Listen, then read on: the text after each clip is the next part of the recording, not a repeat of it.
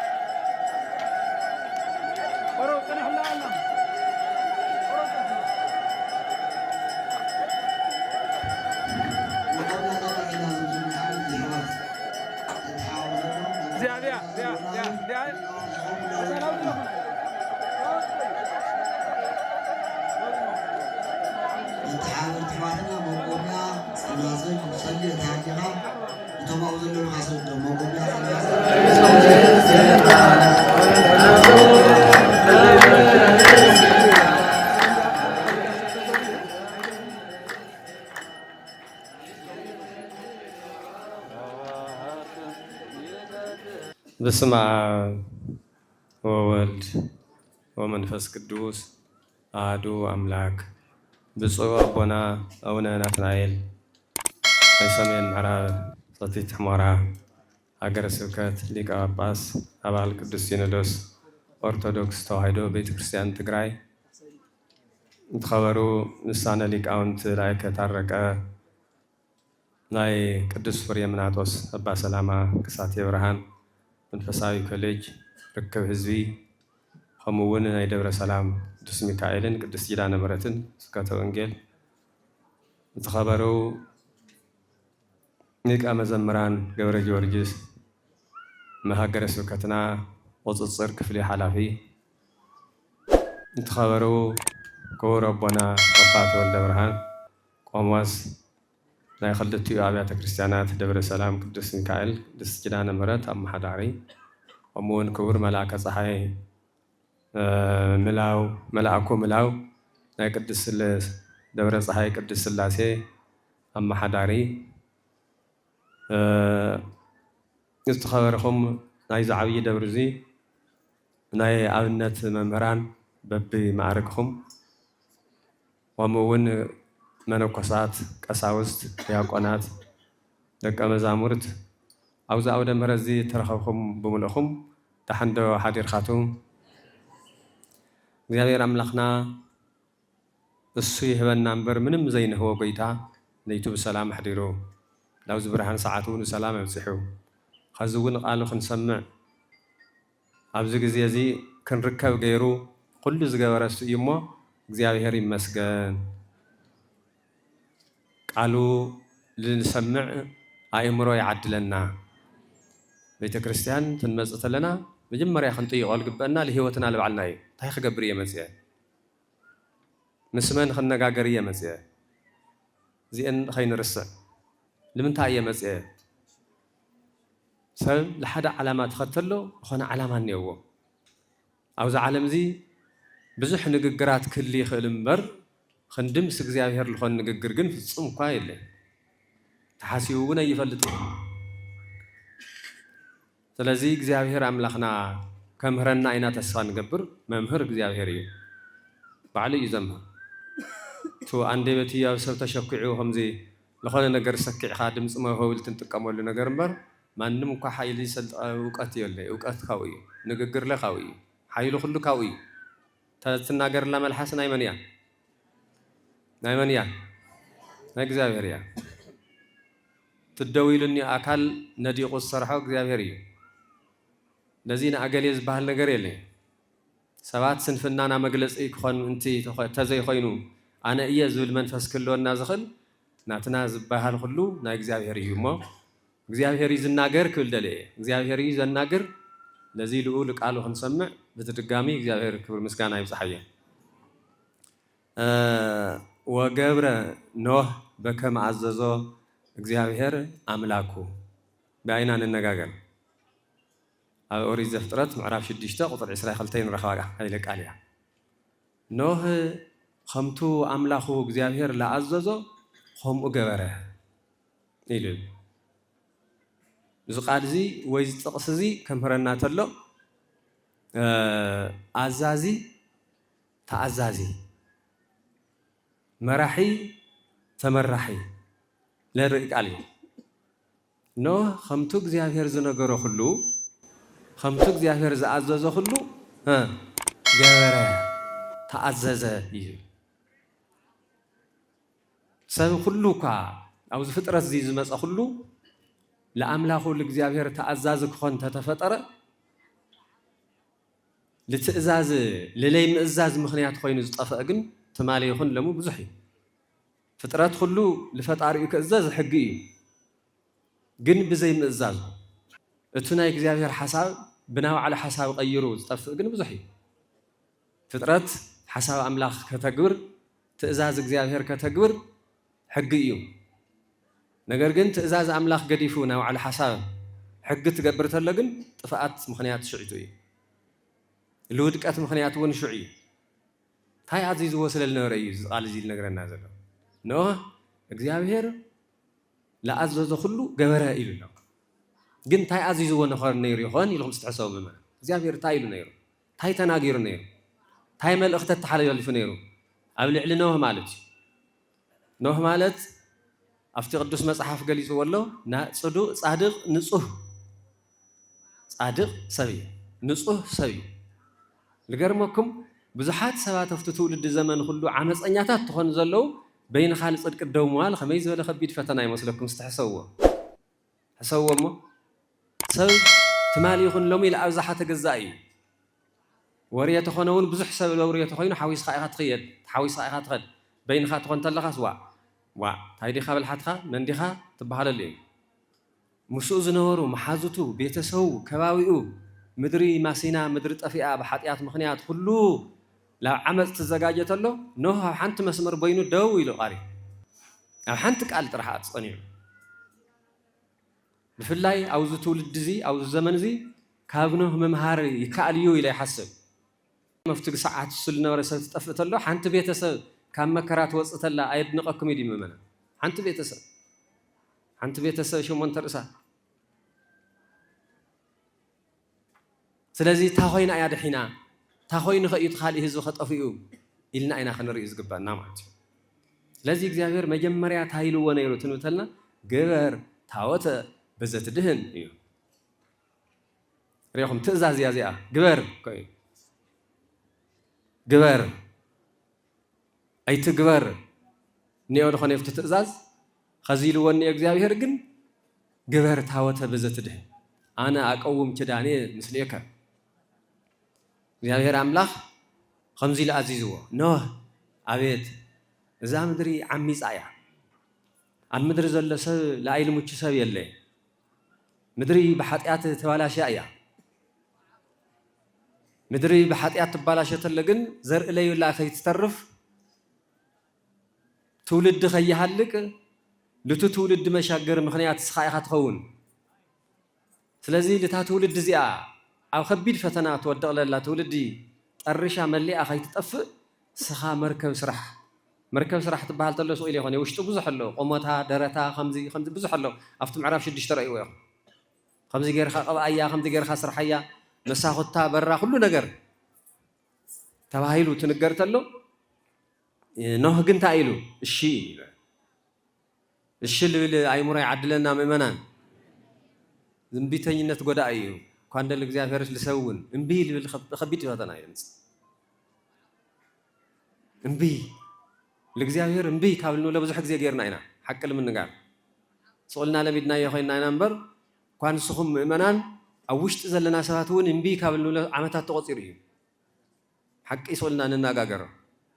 تبيت بمحازي خني تسفرا بمحازي خني القصار نايسه لينا እግዚአብሔር ይዙሪያ እምቢ ይልና ኢና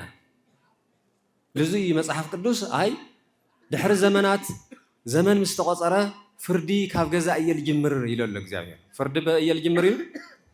በገዛ እየዝ ጅምር ለዚህ ለአክል ገዙህ እንደ ለአክል ኹነታት ከምለለው ይለርየከ ፍርዲ በገዛ እየል ጅምር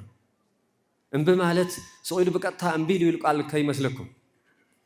ድምጽ ላይ ሁሉ ላይ መዛዙን ያው ሓደ እዩ ስለዚህ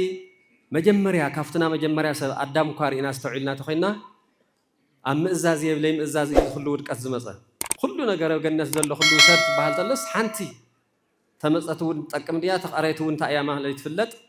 ዘሃምዚ አለበለት ግን ተበሊዕሃ ትሞቲኻሞ ለአግን ሕደጋ ይልወስ تبزح مسؤول لها الله وقديفس لتحنت اندحر لي جرس صيلو لتحنت لي تفقدت عنجيت بملعو خلو كبرو لبسوتها قفيفو كاف جنتون تواريرو على النزولة خلو سئينو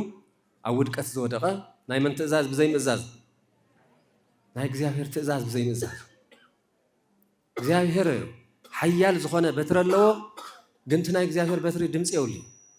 أود كت خائل في اللي تكمبر أتلا ولا خمسة كأسرك كخجر فكايتري بتجواري زرع بتجواري زرع بزوم خنيات زي خم أخوين مزيوم نه على زمن نه أو زي أتم تعيل بحال زمن أبوي يمزو بحال زيات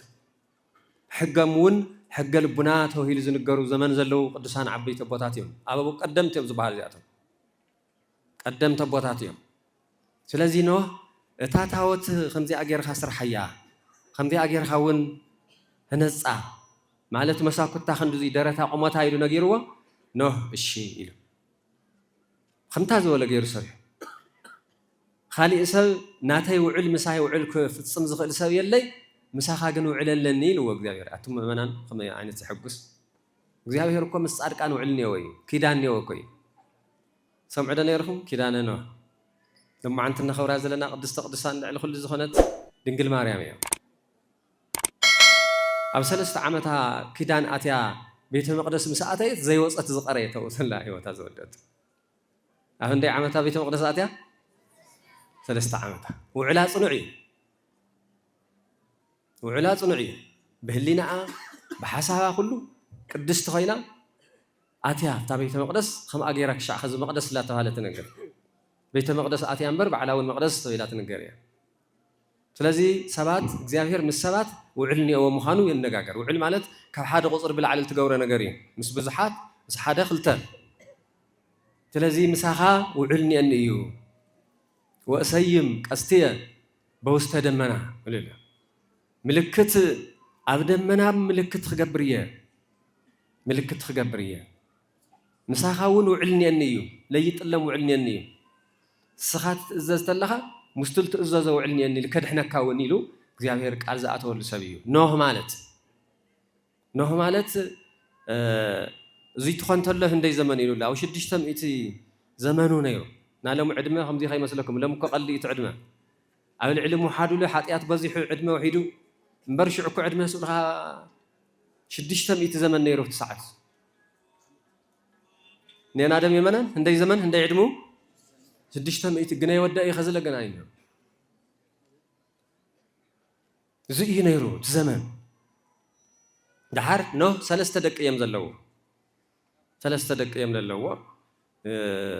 ሴም ያፌት ካም ዝበሃሉ ኩሎም ደቂ ተባዕትዮ እዮም 3 እዮም ቶም 3 እንደገና 3 ንእስቲ ሓዳር ዘለዎም እዮም እዚኦም እዮም ድሒኖም ናቶም 3 ኣንእስቲ ና ባዕሉ ኖህ ናይ ኖህ በዓልቲ ቤት እዚኦም ህንደዮም ጠቕላሎም 7 ድዮም 8 እያ ትመፅእ እዚኦም እዮም ስለዚ እግዚአብሔር መጀመርያ እዚ ኣስራሕ ኢልዎ ሰሪሑ እንደገና ካፍቶም ፍጥረት ሓደ ፅምዲ ዝኾኑ ማለት እዩ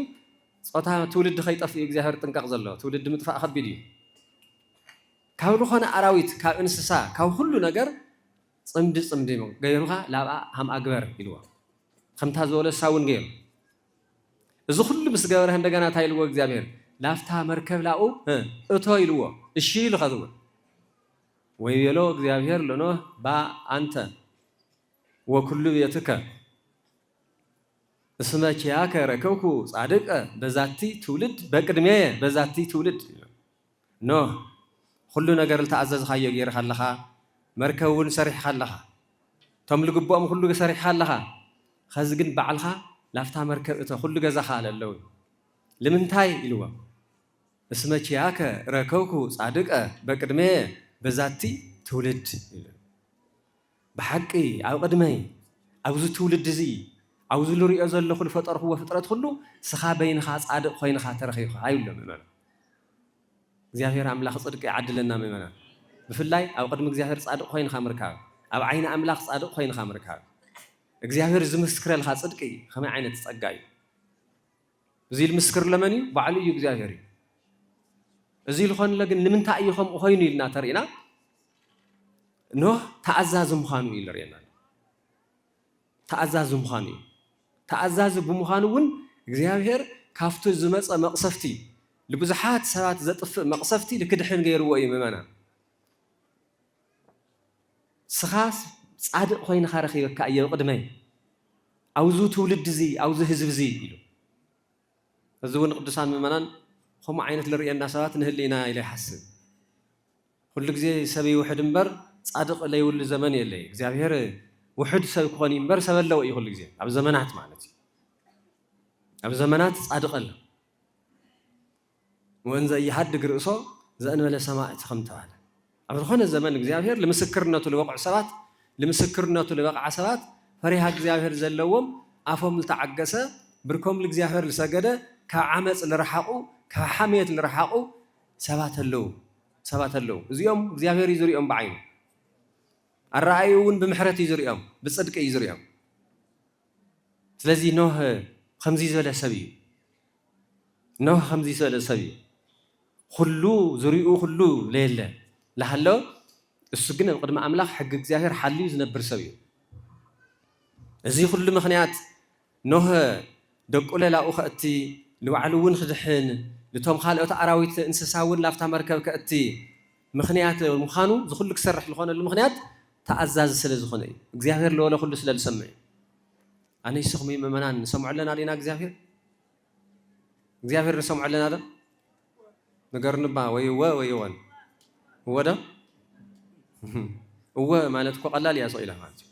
እግዚአብሔር ንእዘዞ ዘለና ዲና ኮይና ንለና እግዚአብሔር ንእዘዞ ሰብ እኮ ከመይ ልበለ እዩ እኮ ኢኸና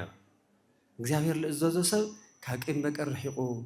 እግዚአብሔር ንእዘዞ ሰብ ኩሉ ዝረኸቦ ነገር ይናገር ብቁፅሪ እዩ ልናገር ትዘድሊ ነገር እዩ ዝናገር ምግቢ ዝቐረበልካ ኩሉ ይብላዕ ድዩ ኩሉ ይብላዕ ኣይብላዕ ለይስምዕ ምዕካ ነገር ትፈልጥ ኒአካ ለይምቸይካ ነገር ትፈልጥ ኒአካ ዝቐረበልካ ነገር ኩሉ ይስተ ድዩ ኣይስተይ ለይምቸይካ ነገር ኒአ ለይምቸይካ ነገር እዚ ልፈልጥ ሰብ እዩ ልታስጋ ኳስ እዚኣ ልፈልጣ ሰብ ለባም እዩ ኩሉ ነገር ናተይ ትብሎ ተኮይንካ ግን ኩሉ ዓይነት ሕማም ክመፀካ ይኽእል ልተገደበ እዩ ልሰብ ለድልዮ ልተወሰነ ነገር እዩ እምበር ኩሉ ረእኻዮ እውን ይኾነይ ኩሉ ልትምገበ እውን ይኾነይ ኩሉ ልትሰትዮ እውን ይጠቕመካ ነገር ተወሰነ እዩ ስለዚ እግዚኣብሔር ኣምላኽ ኣብዚ ትውልድ እዚ እውን ዳግምቲ ትውልድ ትመከራ ልመፅእ ኣሎ ለእግዚአብሔር ቃል ተኣዘዝቲ ክንኾን ዲና ኒአና ዲና ኡ ትንብል ተለና ካብ ኖህ እንመሃሮ ነገር እንታይ ኢና ተይልና ከዚ በቐሊሉ ካብ ኖህ እንታይ ተማሂርና ምእመናን ለእግዚአብሔር እንታይ ምዃን ተማሂርና ተኣዛዚ ምዃን እግዚአብሔር ነገረካ ኩሉ ምፍፃም እግዚአብሔር ዘምህረካ ኩሉ ኣሜን ኢልካ ምቕባል ግን እግዚአብሔር ይናገር ኣሎ ዶ ከዚ ይናገርለይ እሞ ከዚ ትውልድና ከመይ እኒኦም ኣብ ምንታይ ኩነታት ትሪእዎ ዘለኹም ሰብ ሎሚ ሕድሕድ ሰብ ዝተፈጠረ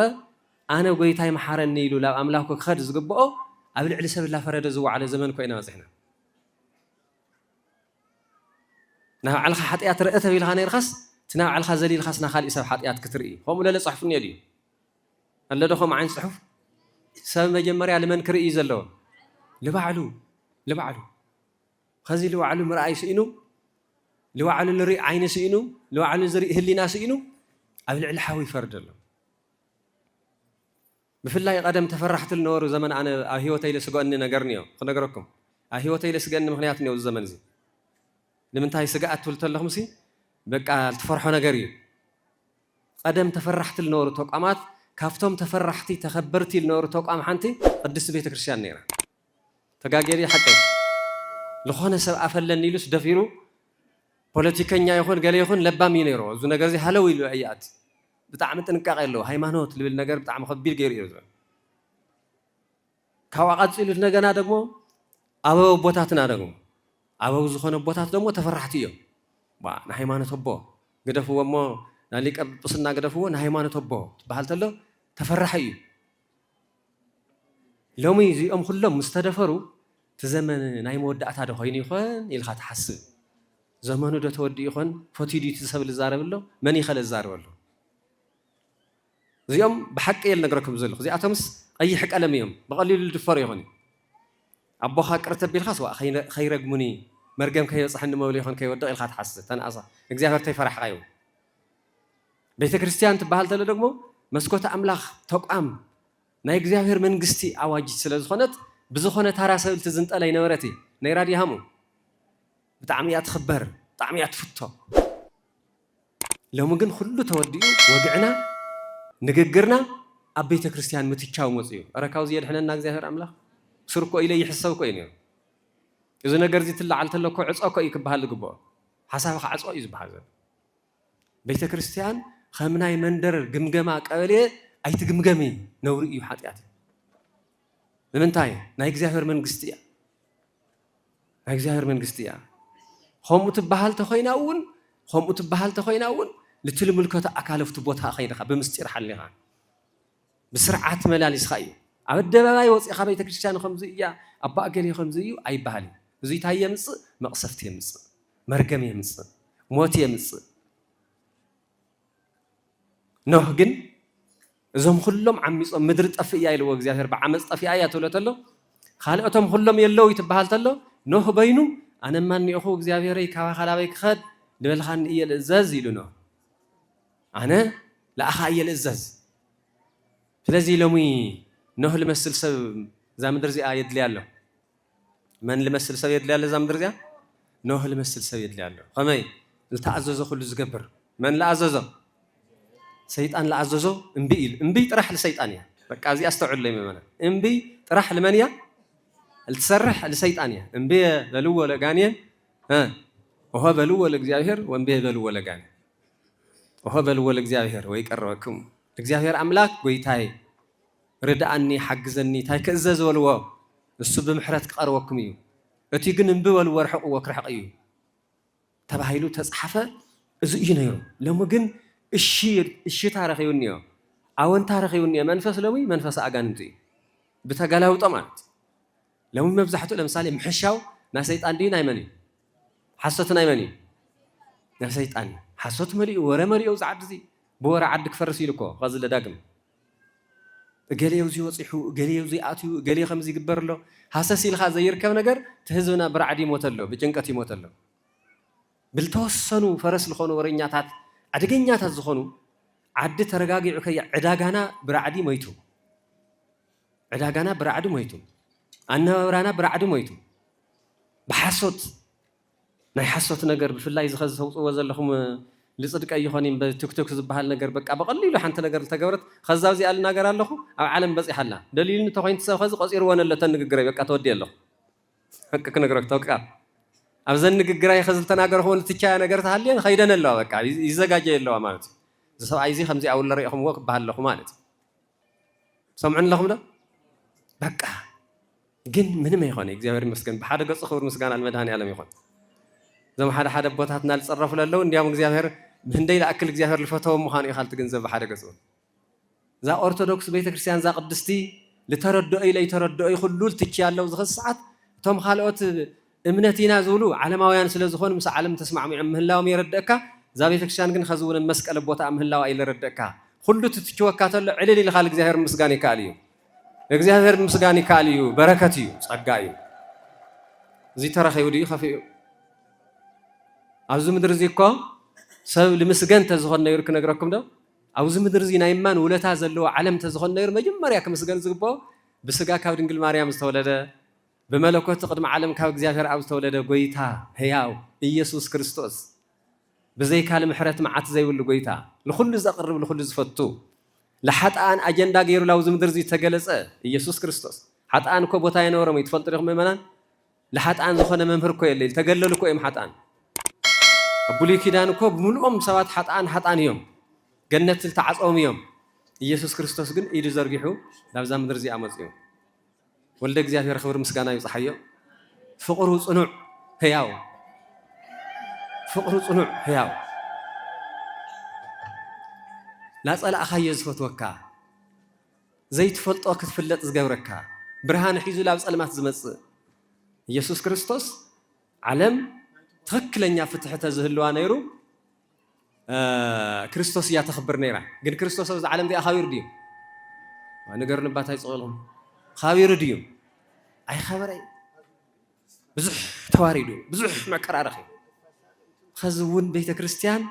راح تأيا خز سقعتنا أو قال زلهم إمنتهم ليت أنكر سبات زملوري زلوا سبات وحج كي وصلكم اللي متنقع راح يزد لي النمبر سبات صريفهم نعم ما تمسجن أمين ولدي ولي مسح القدس تفسوا وعن فرقوا كتويلي اسمه بزح سياتكم بس ما يعني أوز عالم زي مكرات قطيمكم أوز عالم زي سمهم تخفيو أوز عالم زي ليسمهم تهيومهم أمين قويتاي سخاز حلف خايا إلهم دس يولهم خمت عوازللو توهيل تصحيفين بمكرال سكف كريستيان يهوني بمكرال سكف أبولا أبو يهوني وا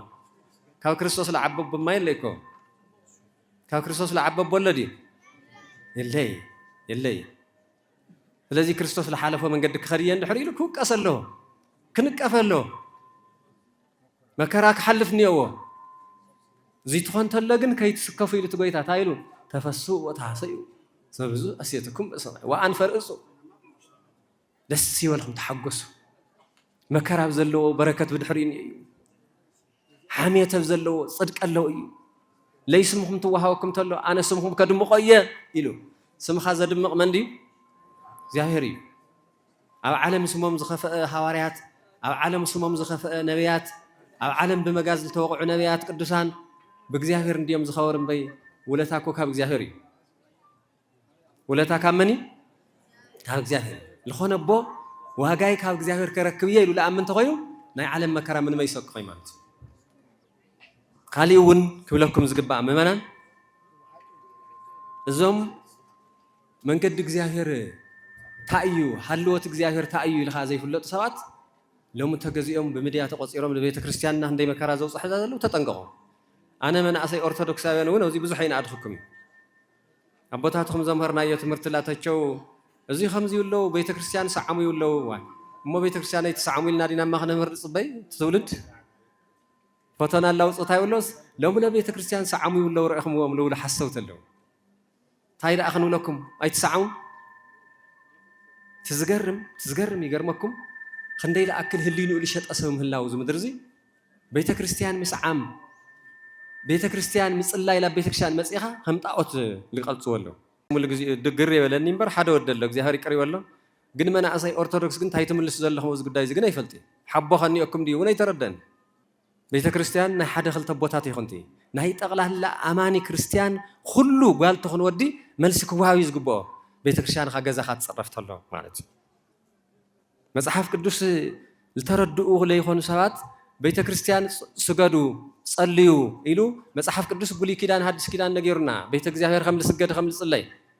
ለሙ ግን ከም ጌጋ ከም ልተጋገየ ገይሮም ዝገልጽዎ ሰባት ኣለዉ ብፍላይ ሓደ ደፋር ኣሎ እግዚአብሔር ይቅር ይበሎ ደፊሩ ልዛረብ ስለዚ እዚ ከምዚ ዝበለ ነገር ከምዞም ከምዚ ዘይኾነስ ከምኖ ትመከራ ተመጸቦታኻ ትስደት ተመጸቦታኻ ትመቕሰፍቲ ተመጸፍ ደው ኢልኻ ፍቲ ሓቂ ምስ እግዚአብሔር ምንባር እዩ ምእመናን ሓቂ ንብረልኹ ኣነ ልደለኽዋ ኸዝታ መልእኽተይታ እያ ውሕጅ ከይወስደኩም ብተወረኛታት ኾነ ኢሎም ሓሶት ትደጋገምታ እዮም ልብል ወለድኹም ሓሶት ትደጋገምታ ይመስል ሓቂ ይመስል እዚኣ ጥራሕ እየ ከተሓላለፍ ብፍላይ ቃልቀሉ ከይትልው ገሊኹም ሃይማኖት ብዙሓት ኮይኖም ላይ ሕሹ እዮም ውሕዳት ኮይኖም ላይ ሕሹ እዮም ሓሸት ግን ኣብ ቁፅሪ በዝሒ ይኹን ሓደ ይኹን ሓደ እዩ ነይኹም ደምሳይ ሓሶት ግን ኣብ ብዙሓት ቁፅሪ ይኹን ኣብ ሓደ ይኹን ሓደ እዩ ተቐባልነት የብሉ ተዘየለይ ሓሶት ተቐባልነት ክህልዎ ተዝኽእል ነይሩ ኖህ በይኑ ትተርፍ ተሎ እሱ እዩ ሓሻዊ ክመስል ነይሩ እሱ ግን ኣቦትኡ ምስ ቤተሰቡ ኮይኑ ድዒኑ ዝኩሉ ዓመፅ ዝሃለወ ኣብታ ሃይማኖት ደው ኢሉ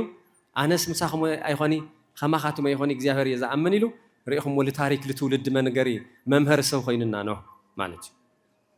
ስለዚ እዛ መርከብ መን እያ እስላፍታ መርከብ ሓሰስ ንበላ እታ መርከብ ኣብ ኣልኣተዩ ድሒኖም ዲና ልበልና እታ ኮይኖም ኢና ልበልና ወፀለለት ለኣይለማ ይባለት ኣብቲ መከራ ሞት ኮይንካ ስኢላ ከምዚ እኳ ኣልተ ልሳለ ኮፍቲ ልዕልማ ይኸውን ይባል 40 መዓልቲ 40 ለይቲ ብዘይ ምቁራፅ ንፍርመል ባህል ማይ ፈሲሱ እዩ ነይኹም ደም የመናን እንደይ መዓልቲ 40 መዓልቲ 40 ለይቲ ብዘይ ምቁራፅ እየ ዝለኩም ዘለኹ እቲ ንፍሪ ዝበሃል ማለት ትኩሳት ዘለዎ ማይ ልቱ ህዝቢ ከጥፍእ ልኽእል ንፍጥረት ከጥፍእ ዝኽእል ዘኒሙ እዩ ብለይ ምቁራፅ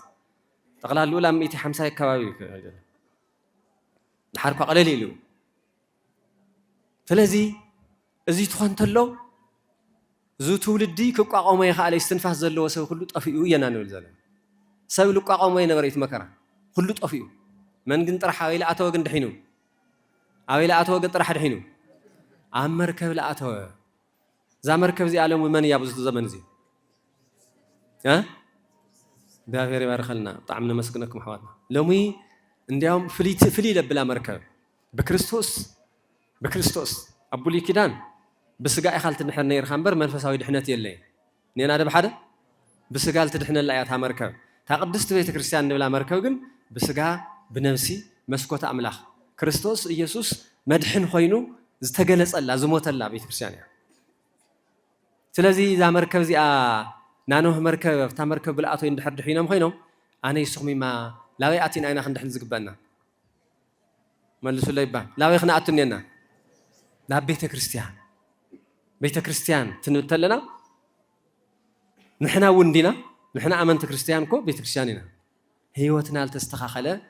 ኮይንና ትነብር ተለና ማለት ስለዚ ቤተ ክርስቲያን ኣብ መርከብ ናይ ኖህ መርከብ ካብ ስጋ ካብ መቕሰፍቲ ከም ዘድሕነት ሎሚ ቤተ ክርስቲያን ለኣተወ بحق بيت كريستيان دلو كم مكرا سجا كم مكرا نفسي تايخون يدحن مالك سلازي بهلينا تخينا أتينا يا أنا يسخمي بتعم عدلنا تاتينا كم مكرا وسئنا لنا دحينا لنا هذا እግዚአብሔር አድህንና አለው ቃሉ እሙን እዩ እግዚአብሔር ቃሉ እሙን እዩ ስለዚህ እዚ አኸት መንያ ቅድም ኢሎም ቶም ሊቃውንት አቦታትና ትርጎት ትዝምሩ ተለው ጥዑም መዝሙር ሰምዕኹም ተነይሮም ታይብል ነይሮም ሲ አንቲ ውእቱ ተስፋሁ ለአዳም ማእዘ አመ ይሰደድ እምገነት አትስኺ እስኺ ንስኺ አቲ እስኺ ቅድስት ድንግል ማርያም እስኺ ናይ አዳም ተስፉ ኢኺ አዳም ካብ ሰፈሩ ካብ ገነት ተባሪሩ ተኸተሎ لمملس قبد وحسخ نيرخي بتسفاي صبيك نيرو توالت قدست كدانه مهرتيا دسي والهم منا قدست كدانه مهرتيا بتوسخون ليق حاونا ونهم يلون وتخال ايتنا يسنو تمرتيتون كدانك شكونه لمن لهاتان انت ودي لكم نيره حاطسي لودق الموتل تفلئي نيرو حطياتنيا كدحن اب سغا ملباسي ني تعرقي ክርስቶስ ናይ ድንግል ማርያም ስጋ መስለበሰ ቀጥታ ይመጻይኩ ጸው ጻድቃነ አላህ ሀጣነ ለንስሐ ኪዳን ክለ ሀጣን ተስፋ ኮይኑ ቆይሉ ኪዳን ድንግል ማርያም ኪዳን አጽኑዕ ኪዳን ክሲ ለሀጣን ታዩ ተስፋ እዩ አዳም ካብ ገነት ባረርተለ መጀመሪያ በአኺ ከምልምለስ ተስፋ ነይርዎ ኢሉላ መድሕዝ ተስፋ ማለት ማመና ዘይረኸው ኻየ ግን ደሞ ልጽበየ ነገር ማለት ያው ኢድ ኻሊ አተው ነገር ተስፋ ይዝባል እዚ ኮነለ ኢል ኻል ተሐስቦ ማለት ስለዚ ድንግል ማርያም መርከብ ወይም ታወት ይሉ ዝቀልጻ ጸለፍቲ መሕደሪ መንበሪ ማለት እንዴ ተጥቀመሉ ደሊል ድንግል ማርያም ለሐጣን ተስፋ ያ እዞም ለዘመናት ለአኽሩ ሰባት ኣብ ገነት መምጽለይ ኣብ ሲእል ኣብ መከራ ዝነበሩ ናይ ድንግል ማርያም ስጋ ለቢሱም መጸ ጎይታ ኢየሱስ ክርስቶስ ሁሉም ላቦቶም ተመሊሶም ደስ ይወልኩም ማለት ተመሊሶም ዳይ ተመለሰ ሁሉም ተመሊሶ ክሻዕ ድንግል ማርያም ዛኸዝልተ ተናገራ ሊቆ አባህሪያ ቆስል ባህሊ ይልብል ተናገራ ቀድሚኡ ለነበረ ዘመን ክርስቶስ ናይ ድንግል ማርያም ለቢሱስ ክሻዕ ለመጽ ስደተኛታት ነይሮም ነገር ግን ካብ ስደት ካብ ሲኦል ላቦቶም ላብ ገዝኦም ላብ ገነት ልክምለሱ ግን እስኺ ተስፋ ኢኽ ነይርኺ ኮይሉላ እስኺ ተስፋ ኢኽ ነይርኺ ናትኸ ስጋ ብለበሰ ሰብ ኮይኑ ምስ መጸግን ልተሰደደ ሁሉ ይምለስ ተመሊሱ ዳ አዳም ይተመለሰ ተቃል ሐቅ ዳ ይሆነ እዩ ተመሊሱ ጎይታ ክብሪ ምጽሓየ መድኃኒ ዓለም ኢየሱስ ክርስቶስ ካፍተን ቅድስታት ብዙሓት አንስት እኳ ቅዱሳት ተሃለዋ ግን ደሞ በህሊናይ በስጋይ ድንግል ዝኾነት ቅድስት ዝኾነት ለተመረጸት ለተሃረየት ድንግል ማርያም ስጋ አምስለበሰ ግን ሞላፍቱ ሲል ኸይዱ ሐሰስ ይል መስቀል ትርኢተለ ግን በሙሉኦም ተምነብሳት ተማሪኾም ላቦቶም ተመሊሶም ካፍቱ ስደቶም ካፍቱ ሞት ላብ ህይወት ተመሊሶም ካብ ጸልማት ላብ ብርሃን ተመሊሶም እሞ አንቲ ውእቱ ተስፋሁ ለአዳም ናይ አዳሚ ፍጥረቲ ሁሉ ተስፋ ክስኺ ኢኺ እዚ ኢልኩም ክተውጉዕ ይትሕፈሩ ለምን ዳርጋ ለሐፈረኩም መናፍቅ ልበሃል ትውልድ ላበዛሕ ይኸደሎ ላደፈረውን ይኸደሎ አነ እኳ ትድፍረቱ ለምሰለኒ ንሕና ይንሰርሕ ለና አይለ الግምት ሁሉ ጊዜ ሽንቅቅ ለብል ጥዑይ በር ላይ ውሉ ተኾይኑ ለኾነ በቀሊሉ ላይ አይል ደፍራው ዳ ጠንካራ ሰብ ግን ማንንም አይደፍረይ ከዚህ አልተመስል ኦርቶዶክሳዊት ቤተክርስቲያን ማንንም ላመጸፍት ምድያት ፍንጭተለሞ ዝኹሉ ዓብይ የለብን እሽተይ ልብስ ትልተለት ሐዘን ለካ ለቁጥር ጥራሕይም በሓደ ጊዜ ቁጥር ለዋጋ ይውል ተሐቀው እንትኾነ እዝኮ አማኒ ቁጥር ሙዝሕ ለኮ በቀል ጥርሓ ልካ ይኾነ ውሑድ ኾይኑ ጠንካራን እዩ ብዙሕ ኾይኑውን ምንም ግድለ ይውልን እዩ ኸዘን እሕና ሞኒና ዘለና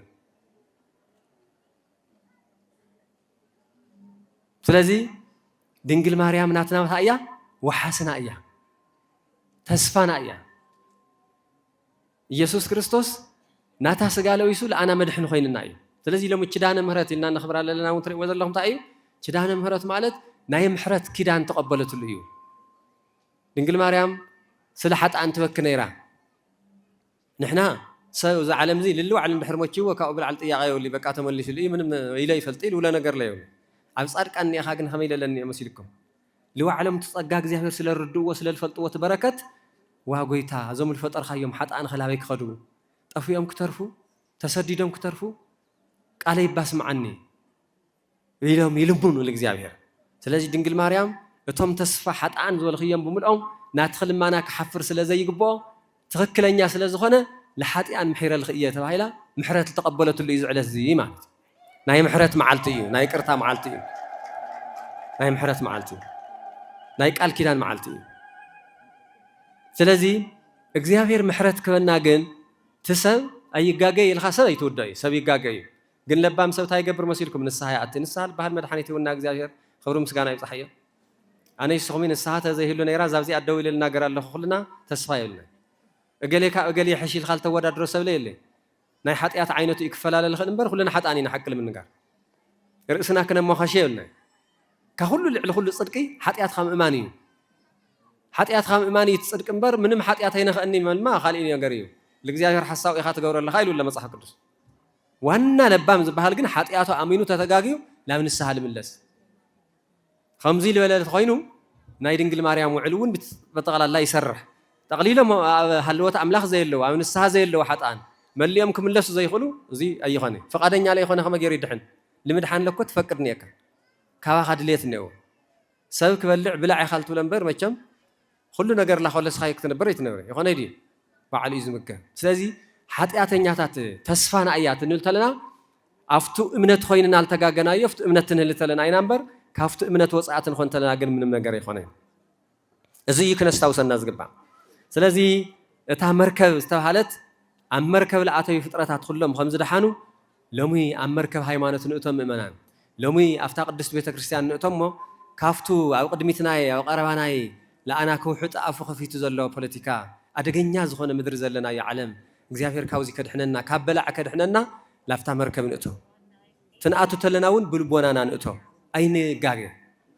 ናይ ብሓቂ እውን ካብቱ እንውለለና ክፍኣት እውን ንፈለይ ናይ ማንም ማሕበርተኛ ይንኹን ናቶም ዓመፅቲ ማሕበርተኛ ከይትኾን መሳርሒ ከይገብርኹም ንኹም ደሚመና ካብቶም ብደገ ኮይኖም ኣብ ልዕሊ ቤተ ክርስቲያን ኣብ ልዕሊ ኦርቶዶክሳዊት ከፍርሱ ዝፅዕሩ ዘለዎ ሓይላት ኣለዉ እግዚአብሔር ኣምላኽ እዞም ሓይላት እዚኦም ኢዶም እግሮም ይሓዘልና ጎይታ ብጣዕሚ ከበድቲ ሓያላት እዮም ከበድቲ ፈተናታት እዮም ዘለዉ ኣብ ቅድመኹም ምእመና ስለዚ እዚ ብወሬ ይፍታሕ እዩ ብሓድነት ግን ይፍታሕ ብሓድነት ግን ይፍታሕ እዚ ናይ ትግራይ ዓድና እኒኦ መከራ ንሓደ ክልተ ሰለስተ መከራ ይኾነ ጠቕላላ ናይቲ ህዝቢ እዩ መከራ ኮይኑ ዘሎ ሰባት ክፈላለዩኹም ትደልዩ ተለዉ ኣብቲ ሳይነስ ሓንቲ መፅሓፍ ኣላ ልገርመኒ ብጣዕሚ እያ ትገርም ምሳሌ ብጣዕሚ ኣነ ልድነቐሳ ሰለስተ ውዕር ነይሮም ተስማዕሚዖም ብጣዕሚ ፅቡቕ ነይሮም ይነብሩ ነይሮም ይገርመኩም ፀላእ ኣይደፍሮም ማንም ኣይደፍሮም ተሓደ ፃዕዳ ተሓደ ፀሊም ተሓደ ቀይሕ እዚኦም ተስማዕሚዖም ቲ ቡቲ ትመፀ ቲ ቡቲ ትመፀ ብጣዕሚ ለይድፈሩ ሓያላት ነይሮም ድሓር ግን ትዝብል በሃል ኣራዊት ከቢድ እዩ ለካ ኣነስ ዝእስ ልምብላዕ ይመስለኒ እምበይ ተንኮለኛ ለግዲ እዩ ብጣዕሚ ኣደገኛ እዩ ምፅእ ኢሉ ለይቲ ኣቱም ሰባት ኣቱም ኣውዕር ኢልዎም ኣብየት ንስኹም ይፀሊም ይቀይሕ እኮ ምሳየ ምንም ፀገም ኮ የለ ርክብ ኮ የብልና ንስኹም በቃ ነፃ ኮይንኩም ትነብሩ ትኽእሉ ኢኹም መን ኢሉ ዝረአየኒ ኣሎ ከምዚ ኢሉ በቃ ትረአ ተሎ ብፍላይ ወርሒ ትኾን ተሎ ሻሽ መሲሉ ዝረአየኒ ትፃዕዳ እዩ ስለዚ ትፃዕዳ እንድሕር ሂኹም ንስኻትኩም ነፃ ኮይንኩም ትነብሩ ኢኹም ግን ንስኹም ዓድኹም ዓሉ ኢልዎ ኔና ደ ብሓደ ምእመና ምሳሌ ያለ እንስሳ ትመስል እምበይ ተጋሩ እያ እኮ ነስተውዕላ ኢለ ያው ኩነታት ከም ዘለና ሰባት በጢሶም ቲቀኒሶም ፈልዮም ኣጥፎና ዝዕርዎ ዘለው ፃዕሪ ከቢድ ኩሉ ከየስተውዕለ ድዩ ብጣዕሚ ይገርመኒ እውን የድንቐኒ እውን እዩ ስማዕ ገሌ ዳ ኣኾነ ብል ጀመርና ናትና ጥፍኣት ሽዒቱ እዩ ኣብ ምፍልላይና ማለት እዩ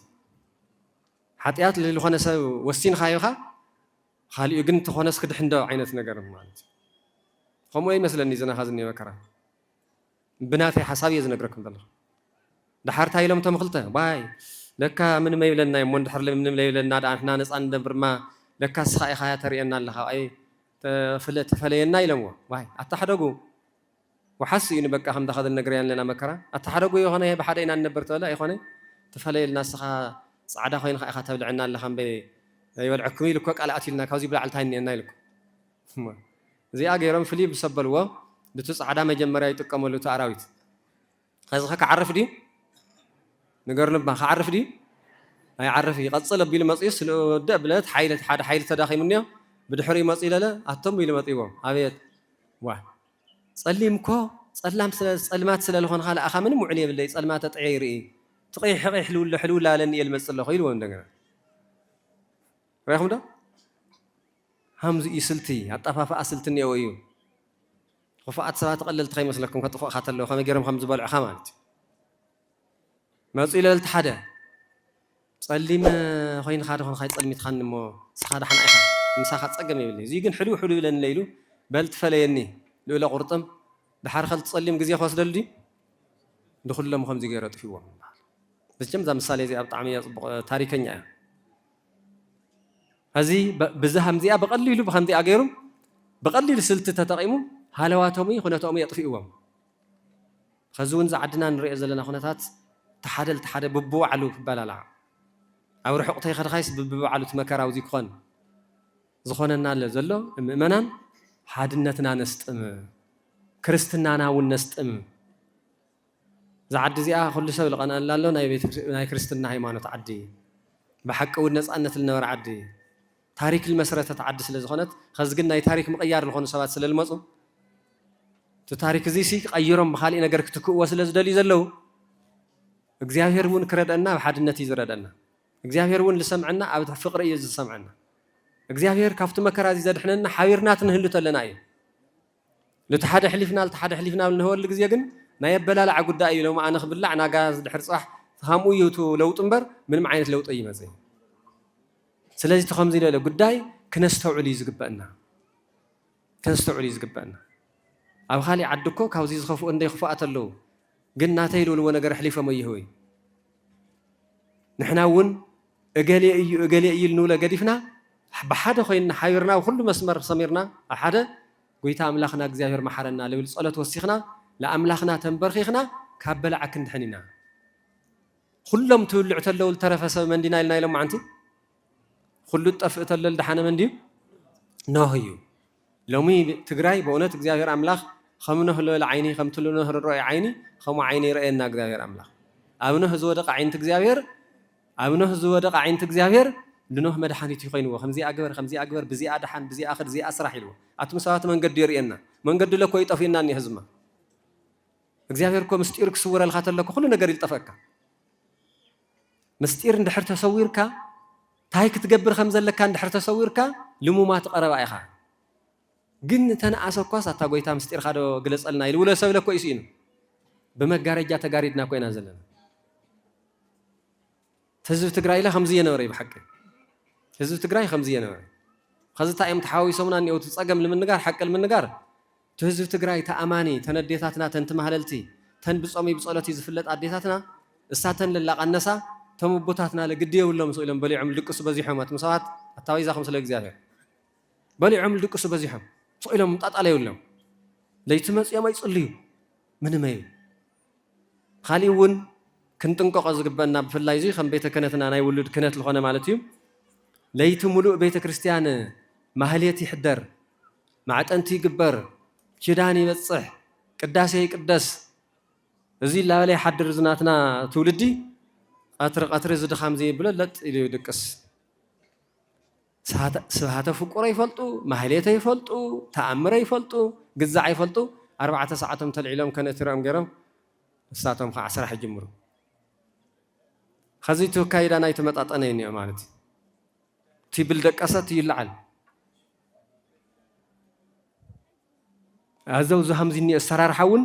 اب سبكته وانجيل زلنا ملكاكتاون كافتلني منقد الحشه منقدي كافتلني منقد الحشه منقد كنختلنا እግዚአብሔር ኃይሉ ጸጉ ለዓደለና ይኸድ ለዚህቲ አተም ምንም አይደኸሙ ለይት ምንም አይነት ለንቀሳቀስ ወነገር ስለሌለው ቀትሪ ፈቀደ ታክሲ ይሁን ፈቀደ ለዝ ባህል ነገር ይሁን ላንኳሕኳሕ ኻም ኻድኒ እዩ እዚ ብጣዕሚ ክንሪኦ ዝግበአና ማለት ከዝውን ሓንቲ ምሳሌ ክነግረኩም ክልተ ኣራዊት ነይሮም ንይኹም ዲኹም ምሳይ ወዲያ ንይኻትም ዶ ክልተ ኣራዊት ነይሮምስ ሓደ ኣራዊት ታዩ ጸሎቱ ቀትሪ ለይቲ ልጽልየላ ጸሎት ጎይታ እግዚአብሔር ፈጣሪየ ኢኻሞ ለዕለታዊ ምግበይ ትኽለአኒ ልብላዓይ ትኽለአኒ ይሉ ጸሎቱ እዚኣ ጸሎቱ እያ ሓንቲ ምስኪን ኣራዊት ደሞ ከምዚ ተጋርጉ ፈዓት ከምዚ ኸዝኒና የተገፊዕና ኩሉ ብመከራ ዝርአና ኮይና ዘለና ታይላት ጽሊ ኣራዊት ያሳለና ኣራዊት ዘርእያ ግን ምስኪን ያ ደኽም ትልበለስ እያ ዓቕማ ደኽም እዩ كابلعي كل نجار خلايات ميت يخون كله كابلعي دفير البلع عندنا دحنني لا تصل نيرة وتيلي بالله هاني تي أخا كابلع دحنني خلي لك عدي تصلت بالله هاني الخمس الليلة نوري خنين كابلع دحنني ون صبغيهم زيهم خلت يوم معلت صلاتهم زيهم نيرة تيلي بالله يدخلني تي أون كابلع دحنني كابلتها تحد معلت تنكسغس تكبل عز أدجنيا زخنا بلعي حيلون زلوا لمن رخيوا لتها كبلعي أدحنني لولة الصلاة السولة أكركب الساكا أكتملت السولة أكركب السالة أكتملت بيت له أو كل زي الله دك أسيس إلى هذا النيت بالخل النيت ولا دك إسال نورت عفتو من قد رخيو لتي أدحنوا لتها الودقة جن بلعوي بها رغم ده تصلت نديل أكل السالة كبل أدحنني صلت نيروايو أدحنوا دير حناي أدحنوا تبل لبلع حبني لولا نوري ولي كركوني ولا يولي كركوني قنت هل ترى خذت قنا وخلوا لي لا دك أسيت ما قد يلا سلخ بلع حزف بلع هديك بك أطاطاي لي ريخهم واستعلوا وتنقل خذوا وانت قاروا يهم قدمناي بلع خادر في بلع خواعواع بلع خادام استه بلع خاقلت أم بك حلوات እግዚአብሔር ጠቅላላ ገዲፍኻ بسرون قلينا ون وتقراي توليدنا تقاروا يوم لمالتون لحفر أو أقسم صيانة وزا قدست عدية وزا قدست أجر توليدها حلوات أملاخ ون الطغلة فلسفنا أم كأي يفلطي خلي عد خيدم تلخون لكم وكاجي يدم سيم وتفلكوا يا أب تقراي توليدها عيها حلوات أملاخ اللي الخلين المان أنا بطعمي زحفرن وزا قدست عدي تاريخ زلوهم هزنا تم جوتات كامل أختني يوم كانت سب تم جوتات كامل أختني يوم خزي خمزي زخانة تولد لا وزح مسخدة بلع خامد الكاس تسأجي وخالة مدراف لا خانة مسخدة لبلع متشوات خوينا أنا نمثل أتزال تولعت هاميل ولا تيا إلو الحكم تايل خانة تيا قديه بالله سؤالك وأمنهم قديه بالله مبلع مدكاس خزون زم خمزي الولد دكاس تلا تمالا لنا كي خانو نتنقر كابدك أستر علان نصلي تاينبل كابل عاد إحنا الناق زابير يمان صقام خوينا بالنقو يزلو بلعتنا قويتا እግዚአብሔር دحننا هم راهيل نبعتنا لا እግዚአብሔር راهيلكو او زمدري اب نغس فرعون فتح لسانت كويا ملكع سينا كويا وا ام مدرس فتح يله واتانا ابلاخ اي سماي املاخ الله خد بوتاخا بيزا خبر داني الى نبعتا تقبيلا لسماي الرجا يتسبيا بدحري صلوتا تسمعوا ناي فرعون عد مز حصر ايو لمي زمكرازي كحصر بيزا خميد لبك نبعت يانا ممنا هزكو لاموتنا ونكو إنا ندرف زلنا تنصار لاموت الدرف حق المنقار تقرأ يطرحي تاريخ رأيوه بسرسو إلا يتقاقخي لاموت خادر في صقيب خادر في أبزي أخلتا كيلومتر تيخد خاي سلستا معالت حانت بانسو إنا لاموت ساعت أو زيقن كرستنا غير خاداس غير خاط عمل خالمو زيز تبل لمو ديجي يزبها الدرف إني أمسي خان ناي أغاننتي زيدي كرستنا يزو نقرم هندي لأكل حواتنا رسعنا هندي لأكل خناتاتنا زنقعنا مهلاونا ينقرك لومي بسم تسكار غيرخا أطعمل خالمو داس غيرخا كافتي لافتي بيت كريستيان كاوزي لك تدحني لا نيشتي لما بقى لهون لبيت كريستيان خا غبر امبر كاو دغس لبحال مندر ግን የለና ይልና አውጅና አይና እዚ ግን ነገረልና ጸላ የለ ድግስ ከምል ተታውዕ ገይር ኢል ነገር አለ ለታ ቤተ ክርስቲያን ሱማይ ጠፍ ይዘል ግን ዚ አድግስ ጎር ልብል ግን ከዘው ሰዓት የለ ግን ተንድ ቤተ ክርስቲያን ልግባን እሽተይ መባ ከም ዓብይ ነገር ተገይሩ እተፍት መንደር ዝግበር ልሕረዶ ውዕል ግን ክሻ خزل العلسه የለ تتقاوم عدد أسئلة الخونة ببزح كن باكن سلطلنا مات الدليلنا ስለዚህ ይሞ መመናን እቱ እግዚአብሔር ለሃበና ሃፍት ተሃሊውን ብልክዕ ንሓዞንበር ልክን ረአ ክትብል በሓደ መዓልተ ይነጥፎ እዮ ተርእዮ ይቅረይኹም ለተርእዮ ልሙቺ ግዜ ለኮን እዩ ለምኮል ተርእዮ ይሙቺ ታይ ኻል ተርእዮ ልሞ ታይ ንልረአ ብዛዕዲ ብዘይ ካል ሕዝንስ ታይ ልትርእዮ ነገር ስለዚህ ካውዚ ለመድሓን ለእግዚአብሔር ተዓዘዝቲ ለቦታትና ተዓዘዝቲ ለመምሃርናና ሰማዕቲ ክንኾን ወገብረ ኖህ በከመ አዘዞ እግዚአብሔር አምላኩ ኖህ ከምቱ እግዚአብሔር አምላኩ ለአዘዞ ሁሉ ከምኡ ገይሩ ካብ መከራ ድሒኑ ካብ ጥፍኣት ድሒኑ ካብ ስቃይ ድሒኑ ለሚ ካብ ድንግል ማርያም ዝተወለደ ጎይታ ኢየሱስ ክርስቶስ ካብ ሁሉ መከራ ከድሕነና ሓቢርና ንስምዕማዕ ንስሓ ንእተ ላብ እግዚአብሔር ንመለስ ድቃስ ንግደፍ ዓመፂ ደርፊ ንግደፍ ዋዕዋዕ ንግደፍ ላብ ኣምላኽ ወዲቕና ኩልና ብሓደ ኮይና መሓረኒ ኢልና ንበል زياتو خوينا اتا محرته قرابنيا تللي للمينا اينا حدنا الدقع حدنا القلا حدنا لو حطيات نوفر حدنا لا بصدق نوفر حدنا ديتاتنا فت مهلا تريان قالين خعفت ليت وقحت وليت تريان زي اللي خونا عدي خما غير خيا خما غير يطعم خما غير يسمع مع فلذي ازي يخبل دليمو ناينو مركب نو لاتو سبات انسسات فطرتات كلهم خمز دحانو لمو يفتقدست هاجرنا خوينا افتقدست بيت كريستيان مركب وشتي هايمانوت اتينا لكن دحن ناي እግዚአብሔር ቅዱስ ፈቃድ ይሁን ሰላሙ አሉ ሰላም ይعلن